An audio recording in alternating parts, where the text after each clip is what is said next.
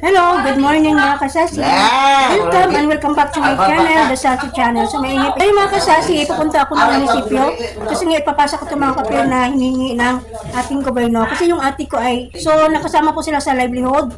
Yung ate ko kasi isang manikurista. So siya yung napili dito sa barangay namin kasi nga halos lahat dito ng mga tao ay mga customer na niya. So siya yung pinili ng mga tao dito.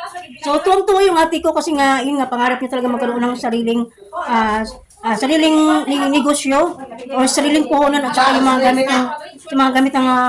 gamit niya doon sa pagmamanicure. So ayan po mga kasasi. So very thankful ako sa mga PIS or sa mga PSWD at sa mga taong pinili nila yung ate ko na isa doon sa mga bibigyan ng ayuda or livelihood. Thank you mga yung mga taong tumulong sa amin at saka doon sa mga PWD, huwag kayong mawalang pag-asa, baka mamaya isa din kayo or baka isa din kayo sa mapili doon sa barangay nyo. Yung mga kailangan talaga at makikita nilang porsigido sila sa kanilang buhay. So yun tinitingnan lang ating mga gobyerno yung mga PWD na porsigido sa buhay, hindi masasayang yung binibigay nila ng mga livelihood para sa kanila. So every month sila mag-check kung okay ba yung binibigay nila na mga business or lumalago ba. So, yan po yun.